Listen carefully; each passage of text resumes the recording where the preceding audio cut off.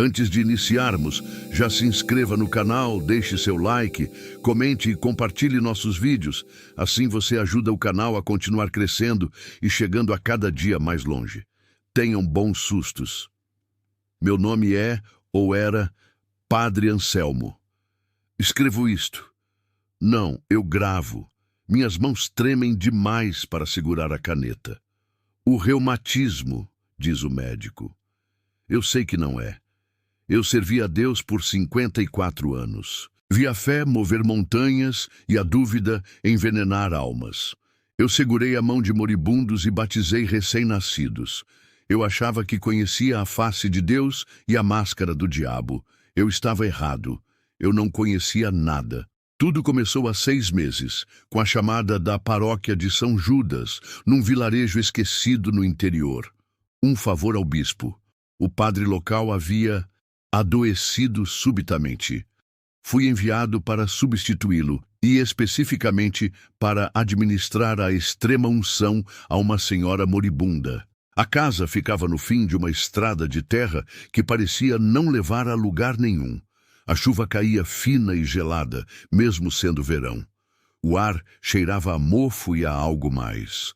Algo metálico, como sangue velho ou moedas de cobre. Fui recebido por uma sobrinha neta, uma mulher pálida e silenciosa, que não me olhava nos olhos. Ela apenas apontou para o corredor escuro. Ela está lá, murmurou, antes de se trancar na cozinha. O cheiro. Oh Deus, o cheiro. Não era o cheiro limpo e triste da morte iminente. Era um odor de preservação podre, como carne deixada em um porão úmido, mas que se recusava a decompor-se por completo. Misturado com aquele cheiro de cobre. O quarto estava gelado, não havia ar-condicionado. A única luz vinha de um abajur fraco com a cúpula manchada. Na cama estava a mulher, Dona Isadora. Ela devia ter 90 anos, mas parecia ter 1000. A pele estava esticada sobre os ossos como papel manteiga amarelado, tão fina que eu podia ver o traçado escuro das veias por baixo. Mas os olhos, eles estavam abertos. E não eram os olhos nublados de uma moribunda. Eram claros, límpidos e de um azul elétrico que não pertencia àquele rosto. E eles me seguiram. Dona Isadora, comecei, pegando meu ritual e a estola. Vim trazer o conforto de Nosso Senhor. Um som saiu de sua garganta. Não foi uma palavra. Foi um estalo úmido, seguido por um longo e baixo assobio. Ignorei. Profissionalismo. Fé. Coloquei a estola roxa. Abri o pequeno frasco de óleo bento. A paz esteja nesta casa. Recitei. A resposta veio da cama, e com todos os que nela entram para apodrecer. A voz não era de uma velha, era gutural, mas articulada, e parecia vir de vários lugares ao mesmo tempo. Da garganta dela, sim, mas também do canto escuro do quarto e de dentro da minha própria cabeça. Meu sangue gelou. Eu já tinha visto histeria. Demência. Mas isso era diferente. Mergulhei o polegar no óleo. Pai nosso, que estais no céu. Quando me aproximei para ungir sua testa, a mão dela disparou. Rápida demais.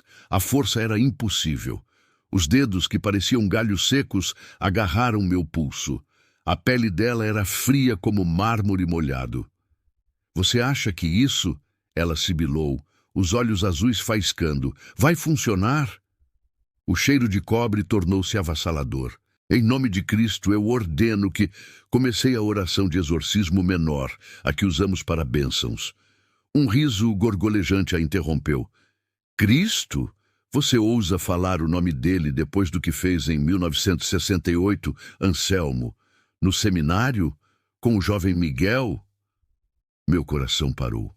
Ninguém sabia daquilo. Ninguém. Era um pecado confessado, absolvido, mas enterrado sob décadas de penitência e vergonha. Minha mão tremia tanto que o óleo derramou no lençol. Onde o óleo caiu, o tecido não manchou. Ele escureceu, como se ácido o estivesse corroendo, e uma fumaça fina e oleosa subiu. Saia desta serva de Deus, espírito imundo! Gritei, mais para mim do que para ela. A coisa na cama começou a rir. Um som quebrado, cheio de catarro e malícia. Serva! Ela nos convidou, Padreco. Ela estava tão vazia.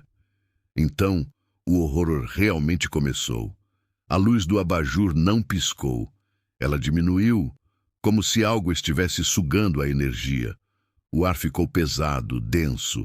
Eu sentia dificuldade em respirar, como se estivesse debaixo d'água, o crucifixo que eu usava no pescoço. Eu o sentia esquentar. Não um calor reconfortante, um calor de fornalha. Ele queimou minha pele através da batina. Eu o arranquei com um grito e ele caiu no chão. A pequena efígie de prata de Cristo, ela estava vermelha, incandescente. Fraco, a voz múltipla zombou. Dona Isadora começou a se sentar, não como uma pessoa. O movimento era errado, espasmódico.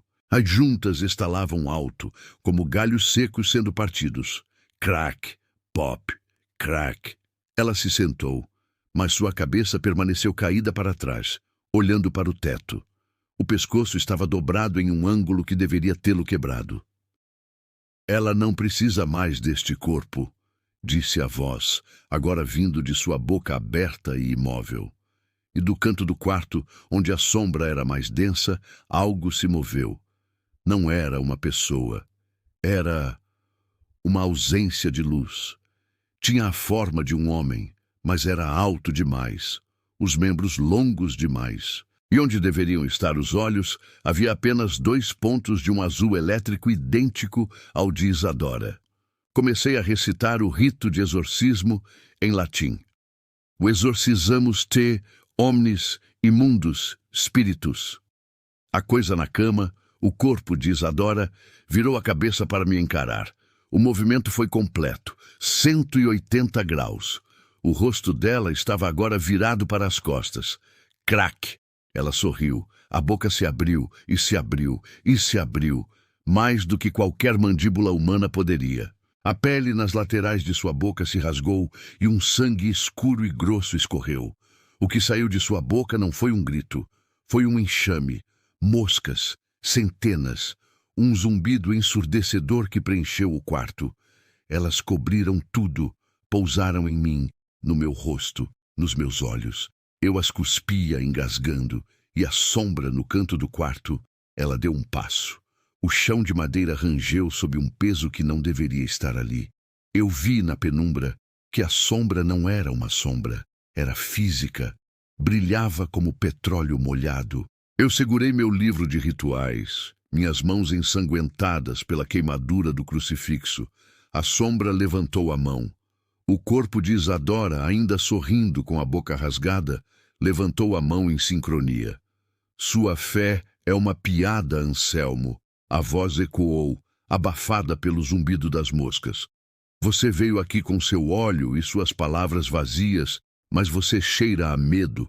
Nós podemos sentir o gosto. Eu olhei para o meu livro de rituais.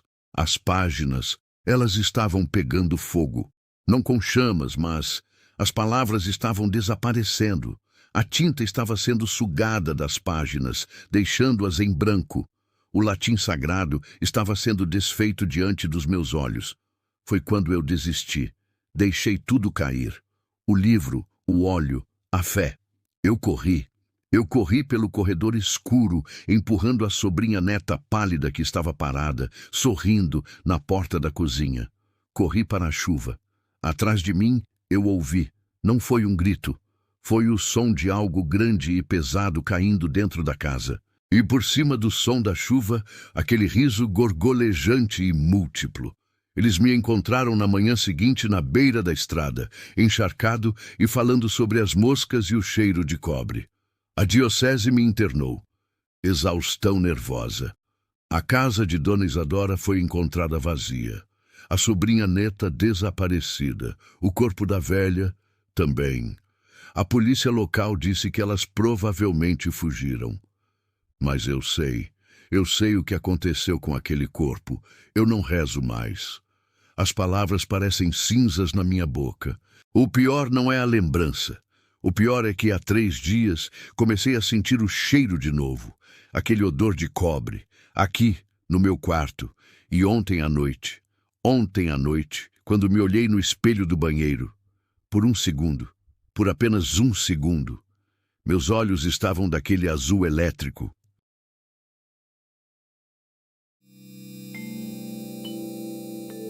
Eu me chamo Padre Matias. Escrevo isto à luz trêmula de uma vela no que costumava ser o escritório da reitoria da paróquia de Nossa Senhora das Brumas. Digo costumava ser, porque agora é minha prisão. A diocese me enviou para cá há 3 semanas. Substituição. O padre anterior, Padre Inácio, simplesmente desapareceu. A comunidade é pequena, supersticiosa. Disseram que ele se perdeu na névoa. Eu sou um homem prático, ou ao menos era. Pensei em esgotamento, talvez uma fuga de fé. A igreja é antiga, gótica, mas de um jeito pobre. É mais pedra fria do que glória a Deus. O cheiro constante é de pedra molhada, incenso velho e algo mais. Algo levemente azedo, como leite talhado. O problema começou no confessionário. É uma daquelas cabines duplas, antigas e pesadas, de carvalho escuro, quase preto. O cheiro lá dentro é sufocante, poeira, cera de abelha rançosa e aquele mesmo odor azedo, só que 10 vezes mais forte. Na primeira semana, ninguém veio se confessar. A vila é quase fantasma.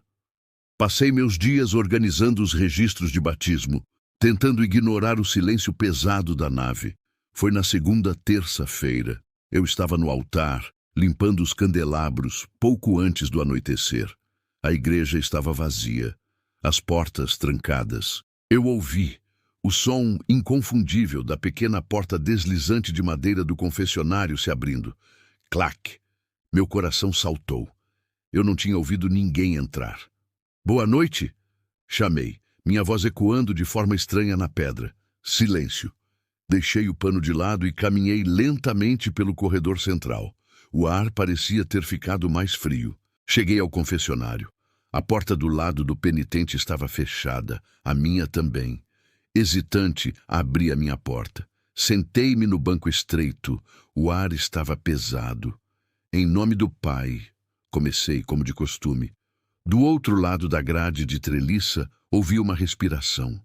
Não era uma respiração humana, era lenta, irregular, com um leve assobio no final de cada expiração, como se viesse de pulmões molhados. Abençoe-me, padre, pois eu piquei, disse uma voz. Eu gelei. A voz era errada, parecia costurada, como se 3 pessoas falassem ao mesmo tempo em tons diferentes, mas tentando formar uma única palavra. Havia um tom feminino agudo, um rosnado baixo de um homem e algo infantil, um sussurro choroso, tudo ao mesmo tempo. Eu deveria ter saído, deveria ter corrido e jogado água benta em tudo. Mas eu sou um padre, eu fiz um juramento. Há quanto tempo foi sua última confissão? Perguntei, minha garganta seca. Antes do tempo, a voz costurada respondeu. O cheiro azedo se intensificou, agora com uma nota metálica, como moedas velhas. E quais são os seus pecados, meu filho? Minha filha, gaguejei. O assobio ficou mais alto. Senti uma pressão contra a grade de treliça, como se algo pesado estivesse se inclinando do outro lado. Eu vi o sol nascer no oeste, sussurrou. Eu ensinei a Caim a textura de uma pedra pontuda. Eu sussurrei para o carpinteiro que fez a cruz que a madeira deveria ser mais áspera. Meu sangue virou gelo. Isso não era um louco da aldeia. Isso é blasfêmia, disse eu, minha voz tremendo. Quem é você? A coisa do outro lado riu. Não foi um som alegre. Foi o som de vidro quebrado sendo agitado em um pote de barro. Eu sou o que espera no escuro da caixa. Eu sou o que ouve o que não é dito. O padre Inácio, ele era tão generoso. O que você fez com o padre Inácio? Ele me deu a absolvição. A voz sibilou e senti algo úmido espirrar através da treliça no meu rosto. Eu limpei. Não era água, era espesso e frio. Ele me perdoou por secar o gado. Ele me perdoou por azedar o leite. Ele me perdoou por levar as crianças para a névoa. Eu estava paralisado de terror. O ar na cabine estava tão frio que eu podia ver minha respiração. E agora, continuou a voz, você vai me perdoar. Eu não posso, gaguejei. Você não é humano. Você é um demônio. Demônios querem almas. A voz riu novamente, o som quebrando minha sanidade. Eu não quero sua alma, padre. Eu quero seu perdão. É o que vocês fazem, não é? Vocês dão. É a sua função. O Inácio deu. Ele deu até não sobrar nada dele. Ele deu tanto perdão que se tornou oco. Comecei a recitar o Pai Nosso em latim. Pater noster quis in caelis. Palavras vazias. A coisa rugiu. A madeira do confessionário estremeceu violentamente. A grade de treliça entre nós começou a rachar. Eu pequei, padre! Gritou a voz costurada. Eu estou aqui no seu lugar sagrado, na sua cadeira. Eu exijo. Saia, espírito imundo. Exorcizamos-te. Não, guinchou. E então, através da treliça rachada, eu vi. Não era um rosto. Onde deveriam estar os olhos, havia apenas dobras de pele pálida e úmida, como um cogumelo que cresce no escuro. Onde deveria estar o nariz, um buraco pulsante, e a boca? Ó Deus, a boca! Era uma sutura vertical, uma linha escura costurada de cima a baixo no rosto, que se contorcia e se repuxava enquanto falava, o som vazando por ela. Eu gritei. Joguei-me para trás, quebrando a porta da minha cabine. Caí no chão de pedra da igreja, ofegante, me arrastando para longe. A porta do penitente se abriu com um estrondo. Eu não olhei. Eu apenas corri. Corri para a reitoria, tranquei a porta, empurrei a cômoda contra ela. Isso foi ontem. Eu não dormi. A noite inteira eu ouvi. Ouvi o assobio do lado de fora da minha porta. Ouvi o som de algo úmido se arrastando pela madeira. E de vez em quando, o sussurro costurado. Abençoe-me, padre, pois eu pequei. O sol nasceu, mas a névoa lá fora está tão espessa que parece noite. O cheiro azedo está aqui. Está dentro da reitoria. Eu encontrei o diário do padre Inácio. Estava escondido debaixo de uma tábua solta no assoalho. As últimas páginas, ele não desapareceu. A coisa, ela se alimenta do ato da absolvição. O poder de Deus, canalizado através do padre, é a sua comida. Inácio o absolveu por pecados menores e ele ficou mais forte. Então ele confessou pecados maiores e maiores. A última entrada de Inácio diz: eu o perdoei por respirar, eu o perdoei por existir. Não há mais nada de mim para dar. Eu estou oco, eu estou frio, a névoa está vindo para dentro. A vela está acabando, posso ouvi-lo. Não está mais do lado de fora da porta. Está no corredor. Eu tranquei a porta deste escritório, mas posso ouvir o assobio. Ele não está tentando arrombar a porta. Ele está do outro lado, esperando. Ele sabe que eu não posso ficar aqui para sempre. Ele sabe que, eventualmente, eu terei que abrir. Ele é paciente. Ouço o claque da maçaneta girando lentamente. Abençoe-me, Padre Matias.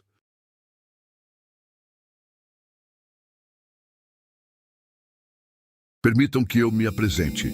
Meu nome é Padre Gabriel. Por 20 anos, servi a Deus. Eu era o homem que a diocese chamava quando os problemas não eram normais. Eu não era um exorcista, não no sentido cinematográfico. Eu era um conselheiro de crises. Um eufemismo para o homem enviado para lidar com paróquias onde a fé havia azedado. Mas nada me preparou para o convento das Irmãs da Penitência Silenciosa, nos picos gelados da serra. Fui chamado em uma noite de novembro. A neve caía como mortalhas. A Madre Superiora, uma mulher chamada Cecília, me contatou por um rádio antigo, sua voz chiando como insetos secos. A irmã Elara, uma noviça, havia falecido. Suicídio, ela temia. Eu precisava ir, ouvir a confissão póstuma, uma tradição arcaica que eles praticavam para limpar a casa e realizar os ritos funerários. O convento era uma fortaleza de granito preto, agarrada à montanha como um carrapato. As freiras, todas envoltas em hábitos cinza sujo, me receberam em silêncio absoluto. Elas não falavam, haviam feito um voto de silêncio perpétuo. Comunicavam-se por gestos rápidos e olhares que pareciam perfurar minha batina. O ar lá dentro era gelado, mas estagnado, e cheirava. Oh, Deus, o cheiro! Não era incenso, era uma mistura de cal, repolho cozido e algo metálico como um açougue mal lavado. Levaram-me à Capela Mor, onde o corpo da irmã Elara estava disposto. Ela era jovem, não podia ter mais de 19 anos. Estava deitada sobre uma laje de pedra nua, não em um caixão, vestida com seu hábito de noviça. Aproximei-me para começar as orações. Foi quando notei os detalhes. Seu rosto estava sereno, pálido como cera. Mas suas mãos estavam crispadas em garras. As unhas haviam sido arrancadas, não cortadas, arrancadas. Os leitos ungueais eram buracos negros e coagulados. Madre Cecília, chamei, quebrando o silêncio opressor. A Madre Superiora estava na porta, uma sombra contra a luz fraca do corredor. Foi a penitência dela, padre. Sua voz rangeu. Ela se automutilou. Encontramo-la assim, pendurada. Ela apontou para cima. Acima da laje, uma corda grossa ainda balançava no teto abobadado. Mas algo estava errado. A laçada estava baixa demais. Mesmo que Elara estivesse de joelhos, não teria funcionado. Decidi ignorar. Eu tinha um trabalho a fazer. Deixem-me com ela, pedi. A confissão póstuma deve ser ouvida a sós. As freiras saíram, fechando as pesadas portas de carvalho com um baque que fez o pó dançar nos feixes de luar. Eu estava sozinho. Eu, o corpo e o cheiro de cobre. Eu me ajoelhei ao lado da laje, abrindo meu ritual. Em nome do Pai, do Filho e do Espírito Santo. Irmã Elara, embora sua alma tenha partido, sua voz permanece na memória de Deus. Confesse seus fardos para que ele possa absolvê-la. Silêncio. Apenas o uivo do vento lá fora. Eu estava prestes a prosseguir para a absolvição condicional quando ouvi um som de estalido, úmido. Eu congelei, olhei para o corpo, imóvel. Irmã Elara, chamei, minha voz um sussurro. Estalido. Vinha da boca dela.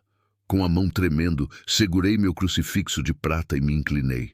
A boca da noviça estava ligeiramente aberta.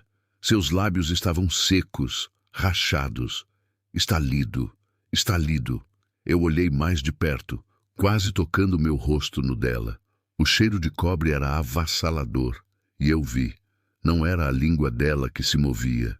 Dentro de sua boca, no fundo da garganta escura, algo se mexia.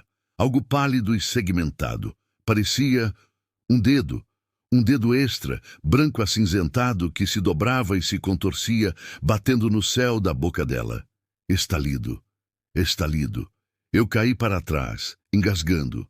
O crucifixo caiu da minha mão, batendo na pedra com um barulho agudo. O corpo na laje não se moveu, mas o som parou. Eu estava hiperventilando. Calma, Gabriel. É o luto. É o frio. Você está vendo coisas? Eu me levantei, trêmulo. Peguei meu crucifixo. Eu devo terminar isso, disse em voz alta, mais para mim do que para o cadáver. Recomecei as orações, desta vez mais rápido, minha voz ecoando na capela vazia. Misereatur tui omnipotens Deus. Quando levantei os olhos, ela estava me observando. Os olhos da irmã Elara. Eles estavam abertos. Não eram os olhos leitosos da morte. Eram claros, focados e cheios de uma malícia que eu nunca tinha visto em um ser humano. E ela sorriu. Um sorriso lento, impossível. Os lábios rachados se separaram, revelando não apenas dentes, mas mais. A coisa na garganta dela, o dedo pálido, deslizou para fora. Não era um dedo, era longo. Tinha talvez 30 centímetros, como uma centopeia pálida e carnuda. Ela deslizou sobre o queixo dela, úmida e pulsante. Eu gritei. Um som estrangulado. Agarrei meu frasco de água benta. Em nome de Cristo, eu te ordeno. Joguei a água no rosto dela.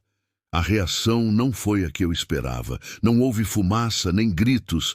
A água benta bateu na pele dela e congelou instantaneamente. O rosto da noviça foi coberto por uma camada de gelo branco, como se eu tivesse jogado nitrogênio líquido, mas ela continuou sorrindo por baixo do gelo. E os olhos não congelaram, eles me seguiram. Então, o corpo começou a se levantar. Não como uma pessoa, foi um movimento errado, antinatural. A coluna dela se arqueou para trás, como se estivesse sendo puxada por um gancho invisível. O som de vértebras se deslocando ecoou na capela. Craque, pop, craque. Ela se ergueu da laje, os pés ainda no lugar, o corpo dobrado para trás em um arco impossível, até que suas costas quase tocaram a parte de trás de seus joelhos. E aquela coisa, aquela centopeia de carne, saiu totalmente de sua boca, pendurada como uma língua obscena. "Padre!" sibilou. A voz não veio da garganta dela, veio da coisa. Era uma voz múltipla, como um coro de crianças sussurrando em uníssono. Nós não queríamos o suicídio. Ela, aquilo, começou a se mover em minha direção. O corpo ainda dobrado para trás, rastejando sobre os calcanhares e as palmas das mãos ensanguentadas. Um movimento aracnídeo, rápido e silencioso. Eu corri para a porta. Estava trancada por fora. "Madre!" gritei batendo na madeira. "Abra a porta!" O silêncio do convento foi minha única resposta. Eu me virei. A coisa estava a apenas alguns metros de distância. Ela tinha parado. A cabeça estava virada de cabeça para baixo, por causa do arco das costas, mas os olhos ainda estavam fixos em mim. "Nós não a enforcamos, padre." A voz de Legião sussurrou. "Nós a abrimos." A coisa-língua chicoteou para o lado, apontando para o teto. Eu olhei para cima, para a corda. Não era uma corda. O que eu pensei ser uma corda grossa de cânhamo era, na verdade, uma trança. Uma trança longa e grossa de algo escuro, úmido e fibroso. E do teto escuro, onde a corda estava presa, algo pulsava. Um saco, uma membrana do tamanho de um homem grudada como um ninho de vespas nas vigas. A corda era um cordão umbilical. "Elara foi a primeira", sibilou a criatura na minha frente, seu pescoço estalando. "As outras nos alimentaram com seus votos, seu silêncio, sua penitência." Eu entendi. As unhas arrancadas, o silêncio. Não era penitência para Deus. Era um banquete. Elas estavam alimentando aquela coisa no teto. "E você, padre?" a criatura disse, rastejando mais perto. O cheiro de cobre e cal era sufocante. "Você é o prato principal." A coisa-língua disparou, rápida como um chicote. Eu me joguei para o lado, batendo no altar. O frasco de óleo bento caiu e quebrou. O corpo de Elara soltou um guincho de frustração e correu para a parede, subindo por ela como um caranguejo, desafiando a gravidade. Eu não pensei. Ajoelhei-me, peguei meu crucifixo de prata, o que eu havia derrubado. O corpo no teto parou, pairando sobre mim. A coisa-língua retraiu-se para a boca. Ela estava com medo. Não da cruz, do material. Lembrei-me do cheiro. Cobre, sangue, metal. O crucifixo era de prata. Corri para o único lugar que podia, a laje onde ela estava deitada. Estava coberta pelo gelo da água benta. A criatura desceu pela parede, parando na minha frente. O corpo da noviça tremia, o arco em suas costas vibrando de tensão. "Sua fé é fraca, padre", sibilou a voz de coro. "Você cheira a dúvida." "Talvez", ofeguei, segurando o crucifixo como uma adaga. "Mas Deus me deu aço." Eu não rezei. Eu não recitei latim. Quando a coisa-língua chicoteou em direção ao meu rosto, eu não me esquivei. Eu agarrei-a. Foi como segurar um músculo molhado e gelado. O fedor era insuportável. A coisa se contorceu tentando me envolver. Eu gritei e enfiei o crucifixo de prata na base daquela língua obscena, onde ela encontrava a garganta da noviça. Não houve um grito. Houve um som de vácuo, um som de algo implodindo. O corpo da irmã Elara ficou rígido. A coisa-língua começou a fumar, soltando um vapor preto e oleoso. A prata estava queimando-a de dentro para fora. Os olhos dela, os olhos humanos, rolaram para trás, revelando o branco. E do teto, o grande saco membranoso rompeu. Uma chuva de líquido escuro, grosso e fétido caiu sobre mim. Eu gritei, coberto de imundície. O corpo da irmã Elara caiu no chão, inerte. A coisa em sua boca era agora apenas um pedaço de carvão sibilante. As portas da capela se abriram. As freiras estavam lá. Todas elas, com a Madre Cecília na frente. Elas não estavam olhando para mim. Estavam olhando para a bagunça no chão, para o saco rompido no teto.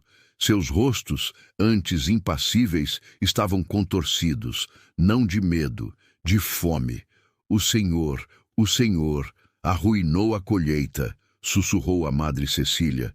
Sua voz, pela primeira vez, estava cheia de emoção. Uma raiva fria e absoluta. Eu não esperei para dar a absolvição. Corri por entre elas, empurrando-as. Elas não tentaram me parar. Elas estavam se ajoelhando no chão da capela. Elas estavam comendo o que havia caído do teto. Eu fugi para a neve. Deixei meu carro. Corri a pé pela montanha até desmaiar na estrada. Escrevo isto de um quarto seguro da diocese. Eles me disseram que o convento foi encontrado vazio, queimado até o chão. Nenhum corpo foi encontrado. Mas eu sei que elas estão lá fora, e eu sei que o que elas adoravam não morreu. Está apenas faminto. Eu não durmo mais em silêncio. O silêncio nunca mais foi silencioso. Ele é cheio de estalidos úmidos.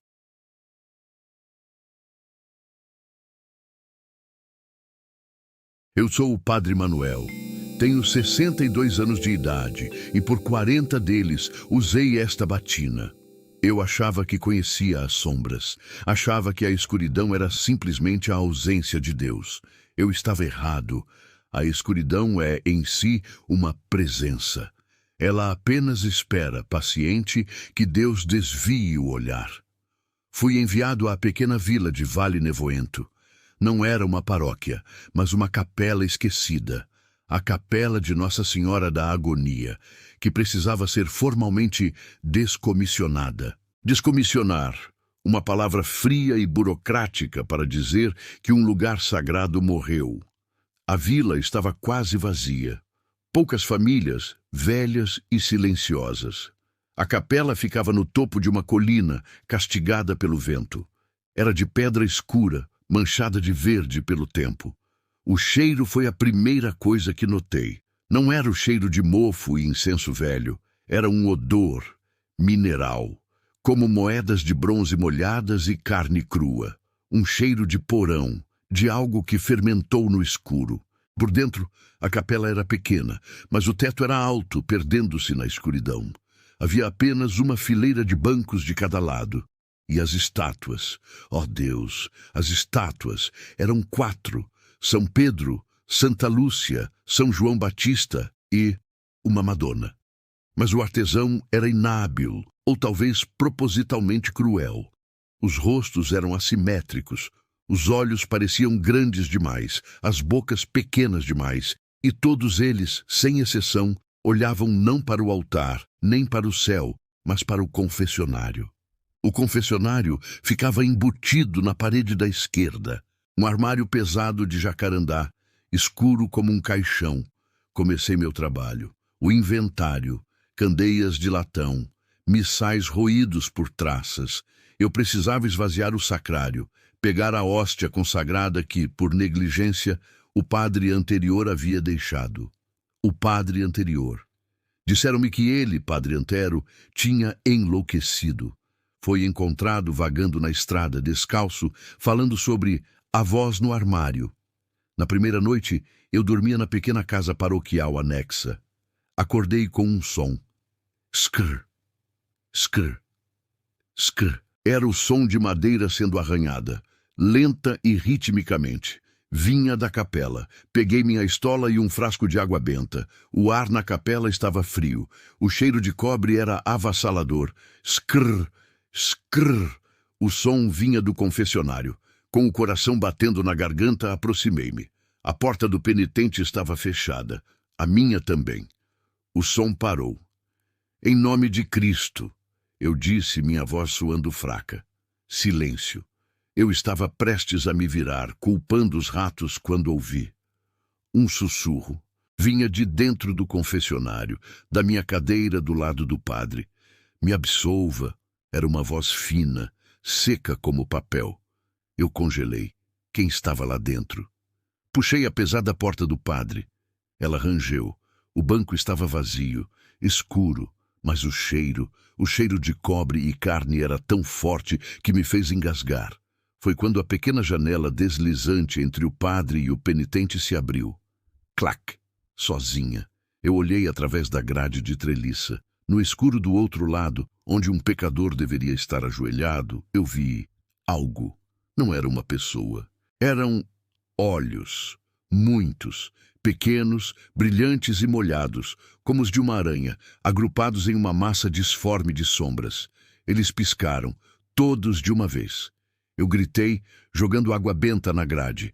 A água chiou no ar, evaporando antes de tocar a madeira. E um som veio de dentro, um riso, um som gorgolejante como lama borbulhando.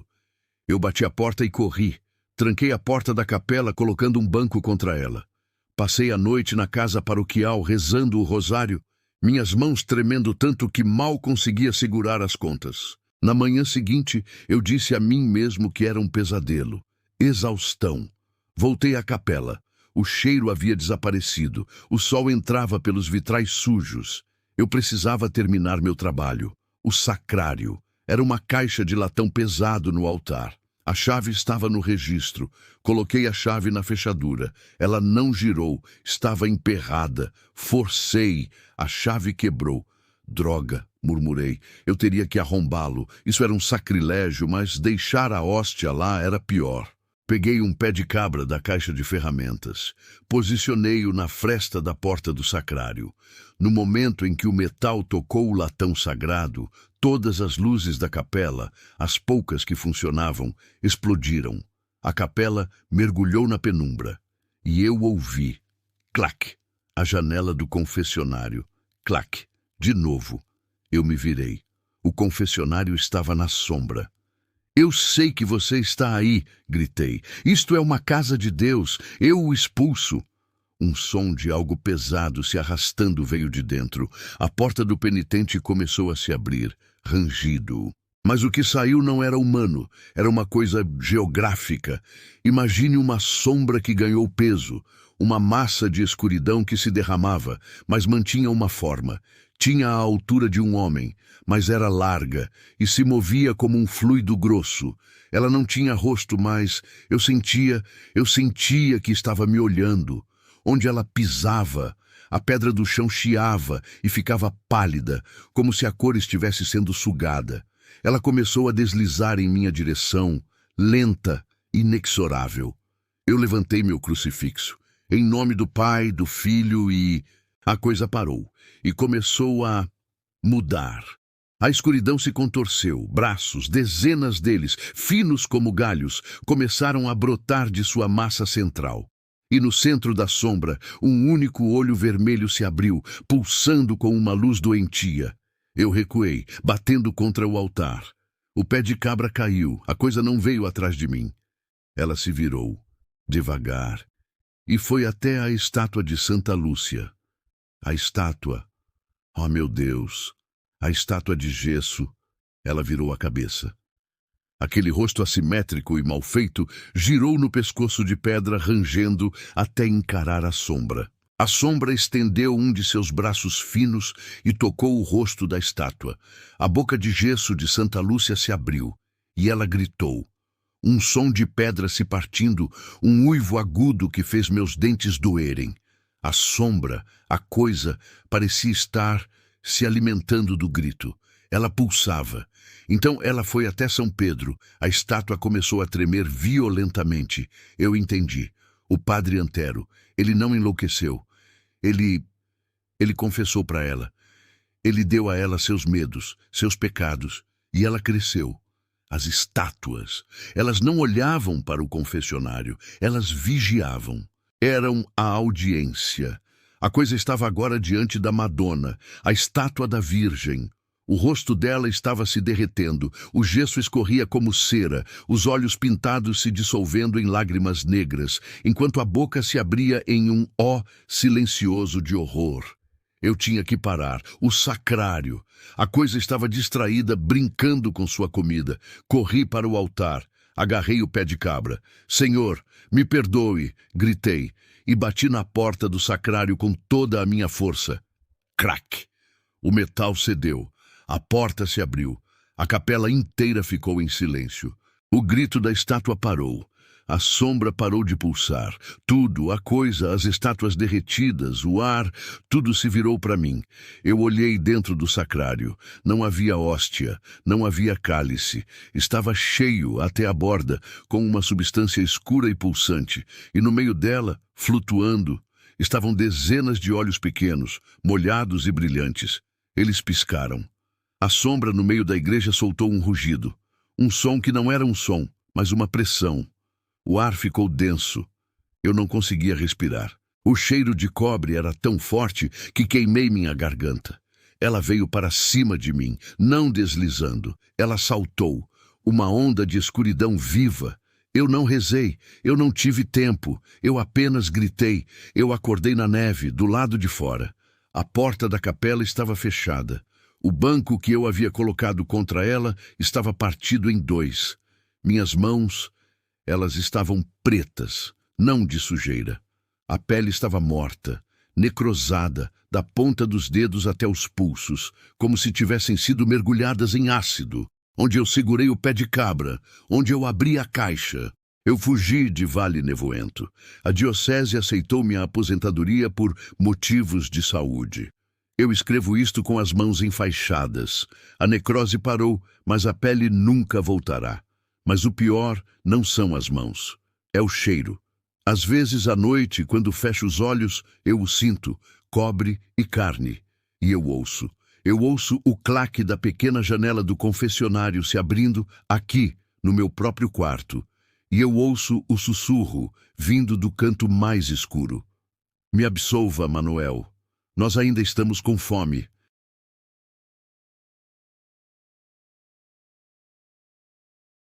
Meu nome é Padre Isaac. Escrevo isto não como um ato de confissão, pois temo que minha alma já esteja além da absolvição, mas como um aviso. Um testamento da noite em que a criação de Deus se revelou falha, ou pior, incompleta. Sacerdotes veem o pior da humanidade. Vemos a doença, o luto, a crueldade do homem contra o homem. Estamos vacinados contra o horror mundano, mas nada. Nem o seminário, nem os textos sagrados, nem os meus 40 anos de batina poderiam ter me preparado para a paróquia de São Tiago das Brumas. Fui enviado pela diocese para substituir o padre Elias, um homem que, segundo os registros oficiais, havia simplesmente desaparecido. A paróquia ficava num vilarejo esquecido, aninhado tão profundamente num vale que o sol parecia desistir de alcançá-lo antes do meio-dia. O lugar cheirava a terra molhada e a um incenso que não conseguia mascarar um odor subjacente, metálico e adocicado, como o de um açougue antigo. A igreja era uma relíquia gótica, grande demais para o vilarejo moribundo. Sua pedra era fria ao toque, mesmo no verão. Mas não era o frio que me perturbava, era o silêncio. Os paroquianos eram poucos, pálidos e silenciosos. Compareciam à missa por hábito, não por fé. Seus olhos nunca encontravam os meus, eles olhavam para seus sapatos ou para um ponto específico atrás do altar, a porta da cripta. Na minha segunda semana, uma tempestade atroz isolou o vale. A eletricidade morreu, mergulhando a casa paroquial numa escuridão primitiva, quebrada apenas pelos meus castiçais. Foi quando ouvi. Não era um sino. Era um som de arrastar, pesado, vindo da igreja conectada à casa. Com o crucifixo na mão e a estola no pescoço, minha frágil armadura, atravessei o corredor frio. A nave da igreja estava em trevas absolutas. A chuva batia nos vitrais como punhos furiosos. "Quem está aí?" perguntei, minha voz soando pequena. O som de arrastar parou. Eu estava perto do confessionário. Foi de lá que veio o sussurro. "Ele não gosta da luz, padre." Meu coração gelou. A voz era fina, infantil, mas carregava um peso antigo, como o ranger de uma lápide. Aproximei-me do confessionário. A pequena grade de madeira estava aberta. Lá dentro, sentado no escuro onde o penitente deveria estar, havia um menino. Não devia ter mais de 8 anos. Ele usava roupas escuras e surradas, e seu rosto era de uma palidez de mármore. "O que faz aqui, meu filho? A igreja está fechada", gaguejei. O menino não olhou para mim. Olhava para a porta da cripta, agora visível sob a luz da minha vela. "Ele está com fome", sussurrou o menino. O padre Elias tentou trancá-lo de novo, mas o Elias era fraco. A fé dele era rala. "Ele quem?" perguntei, o suor frio brotando na minha testa. O ar ao redor do confessionário ficou pesado e o cheiro metálico voltou, forte, o odor de cobre e podridão. O menino virou a cabeça, devagar. O movimento não era natural, era rígido, como uma marionete. Seus olhos, "Deus, tenha piedade de mim", seus olhos. Não havia íris, não havia pupilas. Eram apenas esferas leitosas e brancas como ovos cozidos, refletindo a luz da minha vela. "O primeiro fiel", disse o menino. Sua boca mal se moveu, mas o som parecia vir de dentro do próprio confessionário, vibrando na madeira escura. "Aquele que estava aqui antes da pedra, aquele que ouviu a palavra e a rejeitou." Eu recuei, levantando meu crucifixo.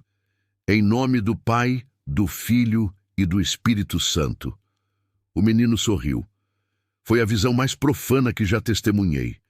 Seus lábios se curvaram para trás, revelando gengivas pálidas e dentes que eram longos demais, pontiagudos como agulhas. "Seu Deus não tem jurisdição sobre este chão, Isaac." A voz do menino agora era um coro gutural, muitas vozes falando ao mesmo tempo. "Nós demos a ele este lugar. Nós permitimos que ele brincasse de santidade." O som de arrastar recomeçou. Desta vez, vindo de trás da porta da cripta. Um arranhar pesado, como se algo imenso e úmido estivesse se puxando pelos degraus de pedra. "O padre Elias tentou nos dar os aldeões." O menino coisa continuou, sua cabeça pendendo para o lado em um ângulo impossível. "Mas nós não queríamos as ovelhas. Nós queríamos o pastor." A porta da cripta se abriu com um estrondo de madeira velha se partindo. A vela se apagou. Fiquei paralisado na escuridão total, ouvindo apenas a chuva, meu coração batendo e aquele som molhado, rastejante, ecoando na nave. Eu corri, não rezei, não lutei. Corri como um animal assustado, de volta para a casa paroquial, trancando a porta de carvalho maciço que ligava à igreja. Passei a noite ali, encolhido no chão da cozinha, ouvindo. Primeiro, ouvi os bancos da igreja sendo atirados de um lado para o outro, a madeira centenária se partindo como gravetos. Depois, ouvi o sussurro, agora do outro lado da minha porta. Não era mais o menino. Era algo que tentava imitar uma voz humana, mas falhava. "Nós gostamos do seu cheiro, Isaac." A voz borbulhou como se falasse através de água suja. "Sua fé é espessa, tem gosto." Senti a porta de carvalho vibrar, não com batidas, mas com algo pesado pressionando contra ela, testando a madeira. Rezei. Rezei o terço, o Pai Nosso, a Ave Maria. Rezei em latim até minha garganta ficar seca. E então o silêncio caiu. Um silêncio mais profundo que a própria noite. Quando o primeiro raio de sol, fraco e doentio, entrou pela janela da cozinha, encontrou-me um homem quebrado. Esperei horas. Finalmente, com as mãos tremendo tanto que mal conseguia segurar a maçaneta, abri a porta da igreja. Estava imaculada. Os bancos estavam em seus lugares. O altar estava intacto. Não havia sinal de luta. A porta da cripta estava fechada, com uma nova e grossa camada de poeira sobre ela, como se não fosse aberta há um século. No confessionário não havia menino. Havia apenas uma coisa no chão de pedra onde a criatura estivera sentada. Era a aliança batismal do padre Elias, amassada e coberta por uma gosma escura e oleosa que cheirava a ferrugem e ozônio. Deixei arroio seco naquele dia. Não relatei nada disso à diocese. Disse que a paróquia era insustentável, que o vilarejo estava morto. Eles aceitaram. Mas eu sei o que aconteceu. E sei que aquilo me deixou ir. Escrevo isto agora do meu novo posto, numa paróquia clara e moderna na cidade. Mas há 3 noites não durmo. O ar no meu quarto ficou frio. E o cheiro, aquele cheiro de mofo, cobre e podridão. Esta manhã encontrei meus sapatos. Eles estavam do lado de fora da porta do meu quarto. Estavam cobertos de terra úmida, terra de cemitério. Eu nunca saí de São Tiago das Brumas. O confessionário é apenas maior agora. E esta noite, pela primeira vez, desde que fugi, ouvi algo se arrastar no corredor. E um sussurro, fino como o de uma criança, vindo debaixo da minha cama. Sua vez, padre.